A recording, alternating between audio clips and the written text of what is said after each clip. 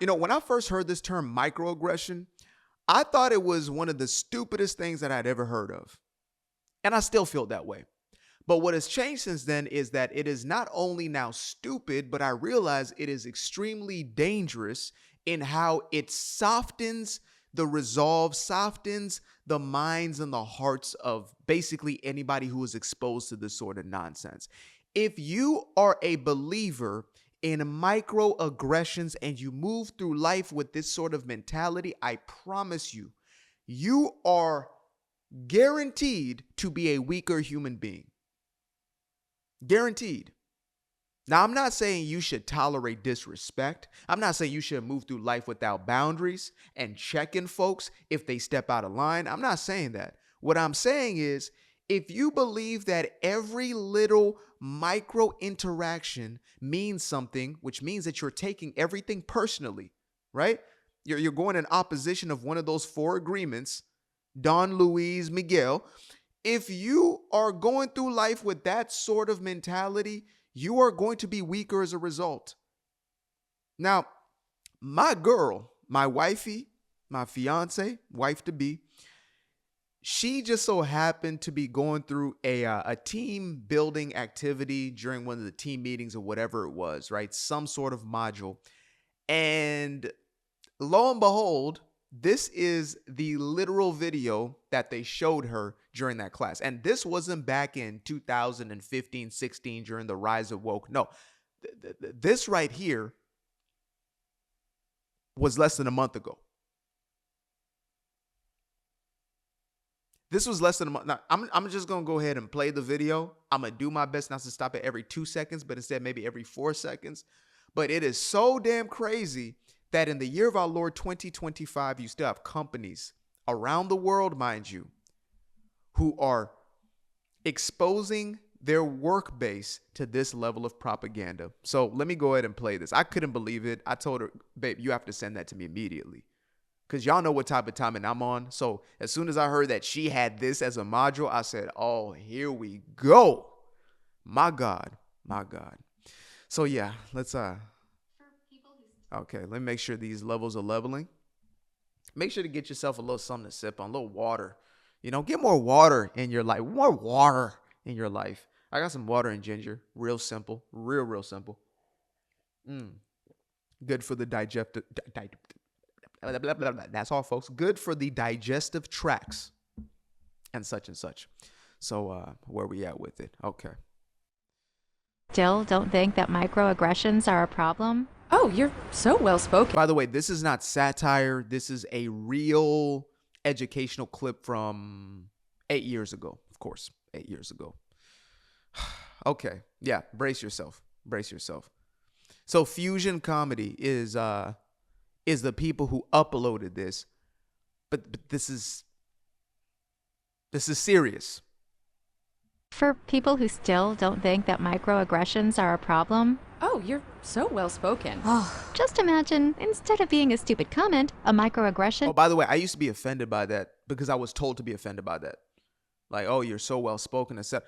Like, as opposed to what?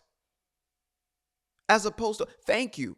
Oh, no, but that's actually them saying that because you as a black man, they believe cannot actually be well spoken. Look, I'm going to take the compliments as they come, okay? Thank you very much. I appreciate you. Peace. Instead, I was taught and conditioned that these sorts of comments are actually slights against you. This is racism in its purest form. If that's racism, go ahead and give me some racism every day if that's what that is. Oh, you're very well spoken. Oh, you're very talented. Oh, you could do that. Thank you. Thank you. Thank you. Thank you. It's very, very, very simple for me. But we haven't gotten into half of this. Is a mosquito bite. Ugh, it's a compliment. Mosquito bites and their itch are one of nature's most annoying features. But if you're only bitten every once in a while... No, where are you really from? Cleveland? Sure, it's annoying, but it's not that big a deal. The problem is that some people get bitten by mosquitoes a lot more than other people. I mean, a lot more. Whether it's on a date, Oh, your English is so good. Excuse me? going grocery shopping, You know, everything happens for a reason. I'm just buying apples. commuting to work, So when are you gonna have a baby? watching TV. Do you know how many times I've said that, like traveling through Europe? Wow, you have really good English, especially when you're in a country where that's not the main language and you finally run into some people who speak English, like truly, really speak English. You're like, oh, you have really good English. Imagine that they go ahead and call their version of Al Sharpton and they get their version of BLM outside your damn office protesting, we shall overcome, we shall over. No, they big old grin on their face. Thank you very much. That's what they do. But no, we're supposed to be offended because everything is racist. Have to keep the Redskins name. It's part of our culture and history. Or just walking down the street with your Okay, y'all not about to pass a damn thing by me. I'm like a fly net. I catch everything. TV. We have to keep the Redskins name. It's part of our culture and history. You know who was pissed off about the Redskins name being changed most? From the Redskins and having that Native American man as a symbol. Do you know who was pissed off the most about the change? It was not right-wing Republican white MAGA supporters. No. The most pissed off people were the literal Native Americans who were being represented by that team, the actual Redskins. They were offended. They said, how dare you taint the lineage? This was a pride and honor and a joy for that family to see their own ancestry being represented on an NFL team. They are the ones who petitioned to have the name changed and are continuing to fight for exactly that. That's who was pissed off about it. And yet this far left woke mob will have you believe that, oh, they're so pissed off, they're outraged, just like Aunt Jemima. Black folks were not tripping off Aunt Jemima. Aunt Jemima was actually a pride and joy of a community, surprise, surprise. Uncle Ben, you got to see a black man's face and a black woman's face on a major aisle product. Aunt Jemima was a businesswoman. Aunt Jemima was a success. But the woke mob can't let you have nothing because everything is racist and offensive on your behalf. They're going to be offended on your behalf. Ain't that some shit? Oh, no. I don't care how you feel about it, black man.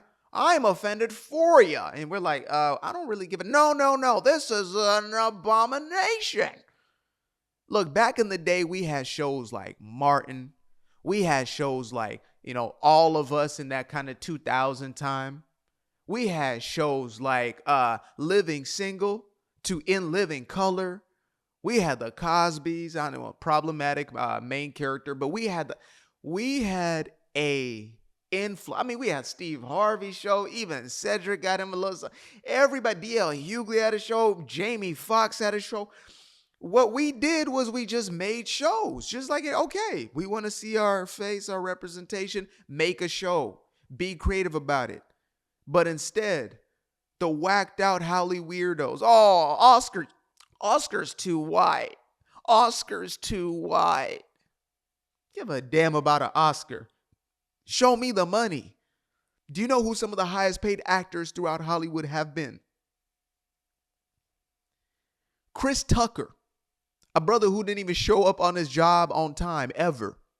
But he was just too talented. He's just too good at what the hell he did. Got from being paid $5,000 for the Smokey role on Friday to being paid up to 20-some million for the Rush Hours each. Will Smith. Brothers made upwards to $75 million for a single role. Sam Jackson. He is the highest grossing actor in Hollywood. Oscar's too white. Oh, the microaggression. Dude, I am so sick and tired. Can y'all tell I'm sick and tired of this? Can y'all tell I'm just ready for us to get to a place where we just want to win and that's it? And we will do whatever is necessary to do so, which is putting in the work, taking accountability for our own lives, that sort of thing. But let's let these dudes continue. You know me. I'm if I'm gonna do anything, I'm going on a rant. or just walking down the street with your partner. I couldn't even tell you were gay. Mosquitoes seem to pop up everywhere. Do you know John? Give me shopping advice. I love Cher too. And getting bit by mosquitoes every goddamn day, Can I touch your hair? multiple times a day, So pretty. Can I touch it, hair, please? I want to touch it. Can I please? is fucking annoying. And makes you want to go ballistic on those mosquitoes, which seems like a huge overreaction to people who only get bit every once in a while. It's just a mosquito bite. Who cares? Just another angry black woman. Of course, beyond just being annoying, some mosquitoes carry truly threatening diseases that can mess up your life for years. This is why I believe all of this is a psyop. Let me get rid of that for a second. This is why I believe it's a psyop. Psychological operation, psychological warfare, whatever it may be. If you condition people to view everything in their life as an attack to them or against them or whatever it is, you are essentially priming that person to remain in a state of fight or flight. So they're always having the stress hormones being released, right? They're going through life. They're seeing literally everything as racist, everything as an attack upon them, etc. I mean, they even go as far as to say this is an act of violence towards me. Okay. So you have this individual who is going through life believing that everything is an attack. They're in fight or flight, constant hypervigilance. Stress hormones are dripping like a damn irrigation system. Stress creates sickness and things of that nature, of course. But also, that person is always and forever going to be on edge, always on attack. They're seeing everybody essentially as an enemy. Therefore, it is easy to mobilize that individual. So you put a messaging out there to say, you know, these people are doing this to you. They will become the ones to attack. This is what's happened with the left. This is why the same people who used to try to force us to buying Teslas and EVs are now burning the exact same car. They got their marching orders and they're already primed to see every, the rich man is the enemy because he's rich. It's oppressor versus oppressed, right? That's that Marxist ideology, oppressed versus oppressor. So they're primed into that. Their entire worldview, all the content they're saturated with, the messaging that they get in school, that they get in their jobs, etc. All of a sudden, when it's marching orders, they're ready to attack. They're ready to do something. And the further somebody is, and especially on that mental illness spectrum, oh, forget about it. They'll take somebody's life. They'll take a few people's lives. There have been people planting literal bombs right now in real time in the States, in Tesla buildings, people blowing cars up in real time, daylight. Now, again, you may say, oh, that's the most extreme, but let's bring it to the everyday normal. What happened in 1930s, 1940s Germany, or 1920s, 1930s Germany, right? There was the priming, I guess, of it. There was a conditioning that was taking place. And when the little mustache man started to kind of come into a place of power, when he started becoming, a prominent speaker and things of that nature and pushing his propaganda, a lot of propaganda that was already kind of on the fringes of their society, all it took was to continue that same messaging to have enough people primed. So when it was time to give the marching orders, that's exactly what took place. All you had to do was just give the word now to say attack, and those are the ones we're attacking. And so either people sat back and watched or sat back in support of it, or they actually were the perpetrators. There'll be a small percentage, maybe 5-10%, who will actually be the ones to initiate, but everybody else is a silent majority in essence. If they're already kind of given over to whatever that ideology or that doctrine is, they'll sit back and watch the thing happen. So you're going to have people who are being attacked, etc., and people who are justified because they're already primed with all of this. Yes, it's microaggression. These people have been living with microaggression.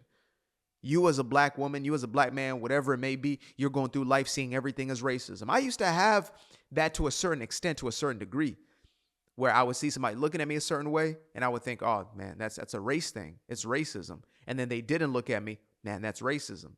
You can't win. You're damned if you do, you're damned if you don't, right? You're looking at me, you're racist. You don't look at me, you're racist.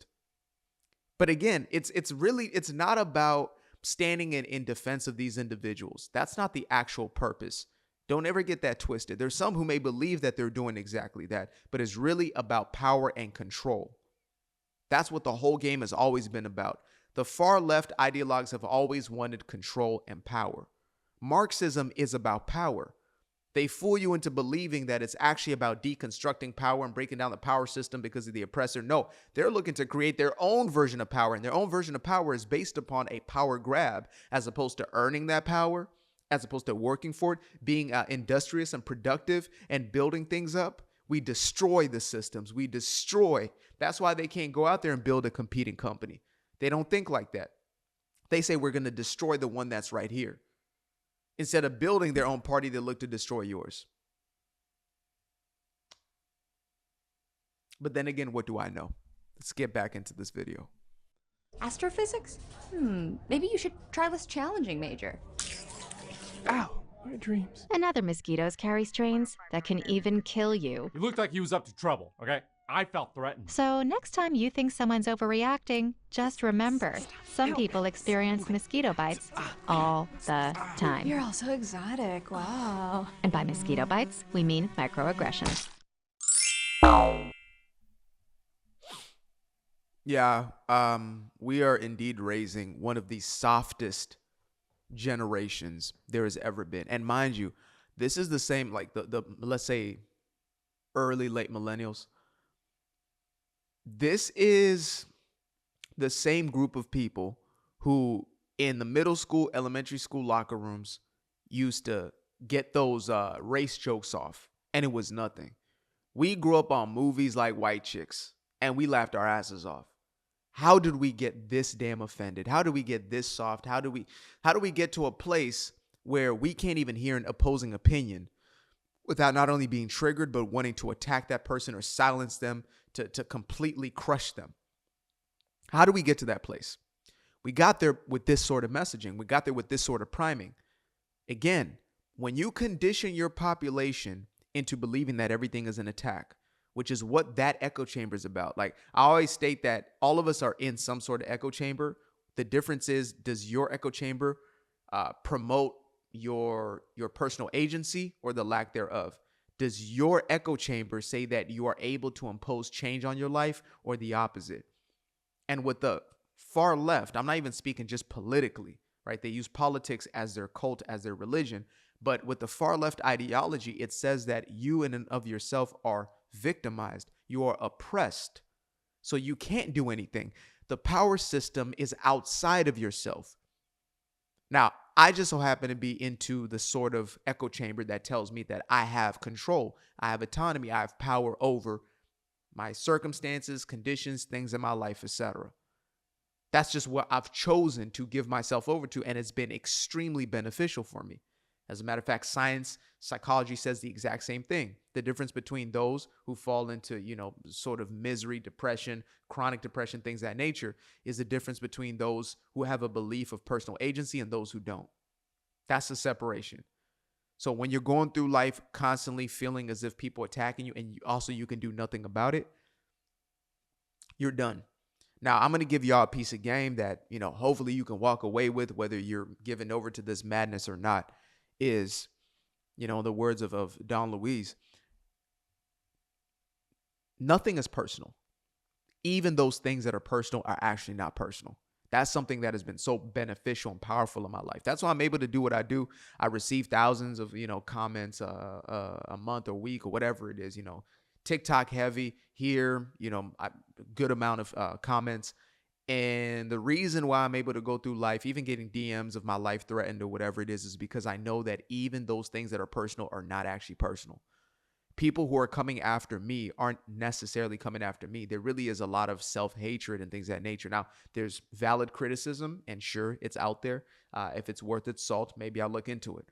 But the people who are just kind of attacking, even people call me out of my name, the amount of N-words I've been called since coming out as a black conservative is incredible. It's incredible how that works, They say that the Democrats haven't been this pissed off since Abraham Lincoln helped to free the slaves. It's true. But things aren't personal even when they are. And we have the choice whether or not we're going to take offense. We can be offended in a moment, but we choose to let it go and continue to move through our life knowing that that's that person's problem. Or we can take offense, which means we carry offense with us. And I just so happen to be the type of dude who says, I'm not willing to. I don't have the expenditure. I'm not willing to part ways with my energy for something that is that petty. Genuinely, I literally could not care less. You can come at me 1,000 ways. That's why some people get tired, trying to troll me, trying to do this, trying to do that, because I don't get tired because I don't feed into it. I don't take anything you say serious. I know you're a miserable person.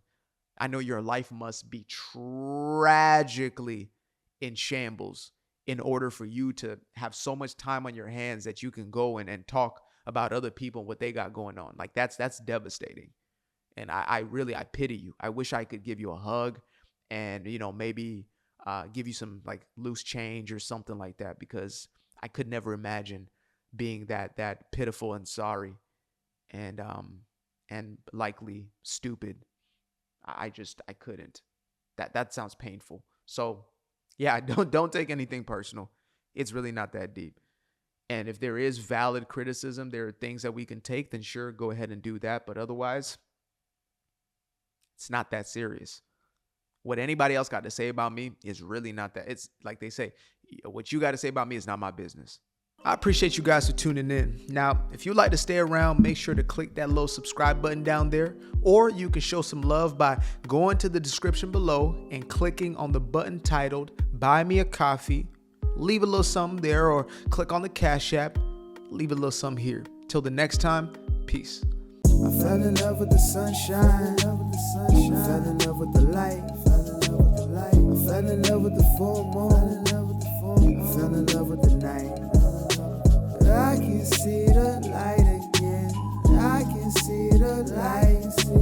You can see the life in him illuminate the night.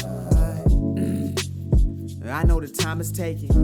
A 3, 6, 5, that's a full rotation. I see you looking up, you know them constellations. Constantly gazing like house of praises, you get to praising.